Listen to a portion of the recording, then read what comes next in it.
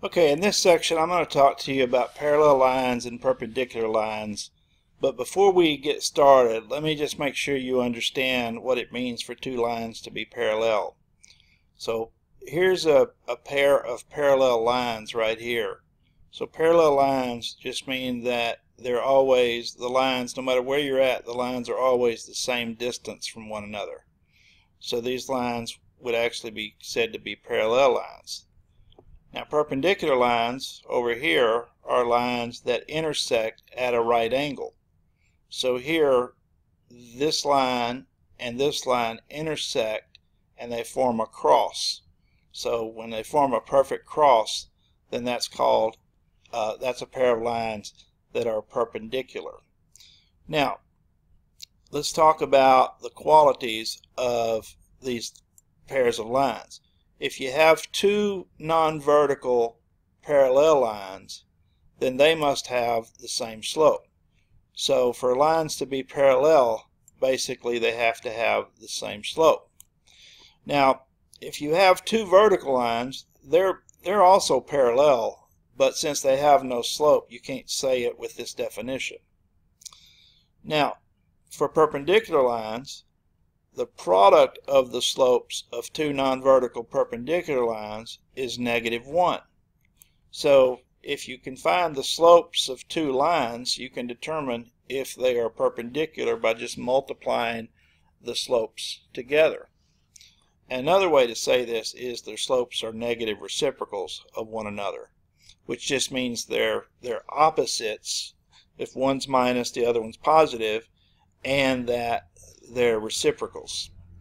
So anyway, that's the definition of parallel and perpendicular lines.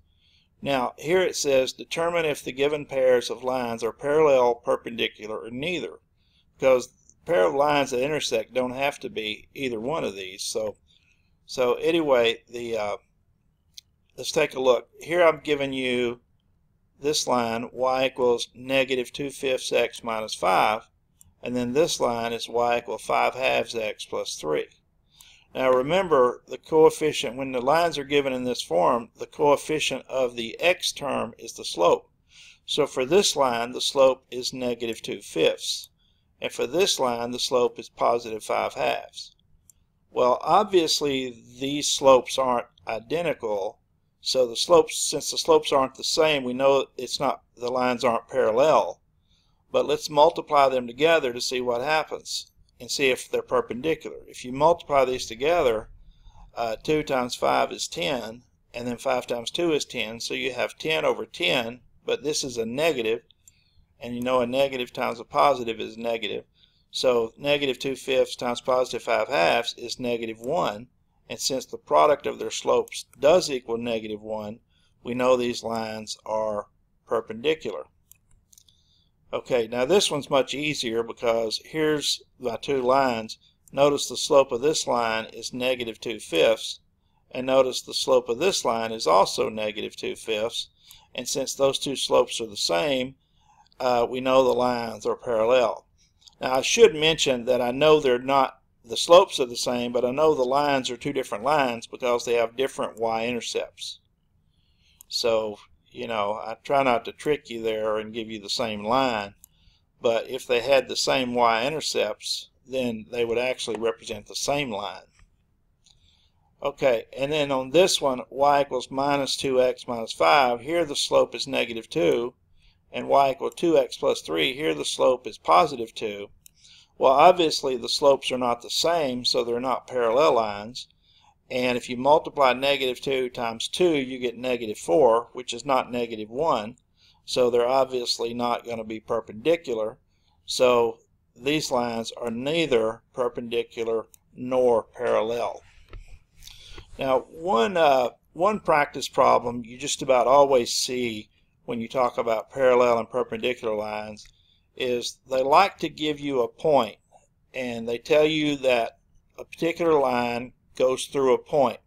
So we know our line contains this point, and then we want to find the equation of the line if we know the line is parallel to a certain line, And then also they want us to find the line if we know the line is perpendicular to a particular line. So we'll start with the parallel version. So we know that the line we're looking for has to be parallel to this line. Well, if it's parallel to this line, it must have the same slope as this line. So let's find the slope of this line, because if we find the slope of this line, then we know the slope of our new line. So to find the slope, I'm going to write this in slope-intercept form. So I'm going to move the 3x to the right. So I'll get 2y equals minus 3x plus 6. And then I'll divide everything by 2. And that'll give me y equals minus 3/2 x plus 3. So now I know the slope of this line is negative 3/2. And since the line I'm looking for is parallel to this line, then the slope of my new line must also have a slope of negative 3/2.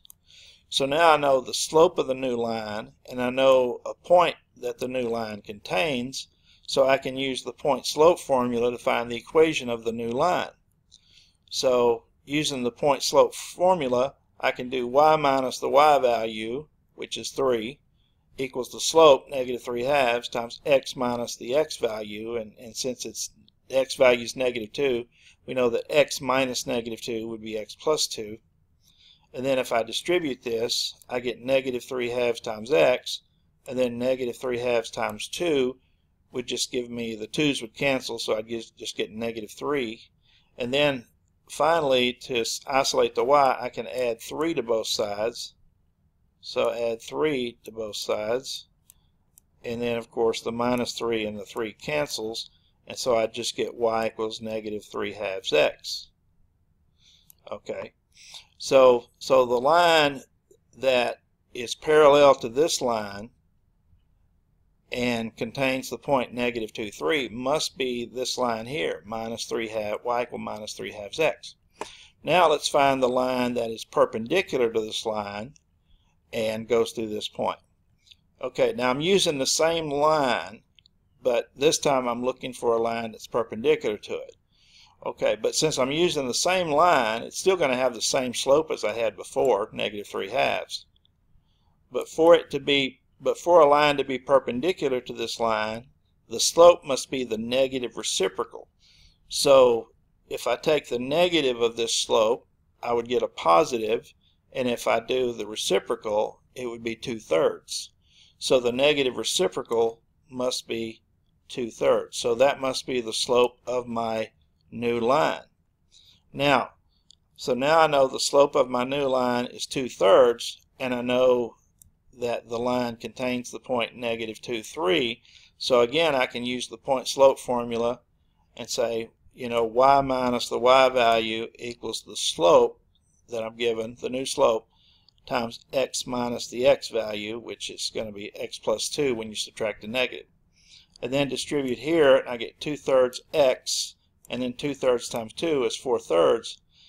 And then, so you have y minus 3 equals 2/3 x plus 4/3. Now, if you're wondering where the 13/3 came from, I'll show you real quick here. What I did is I added 3 to both sides. And when I add 3 to both sides, I got a common denominator, which is 9/3, and then 4/3 plus 9/3 is 13/3. So the equation of the line that is perpendicular to the given line and contains the point negative 2, 3 is the line y equal 2/3 x plus 13/3.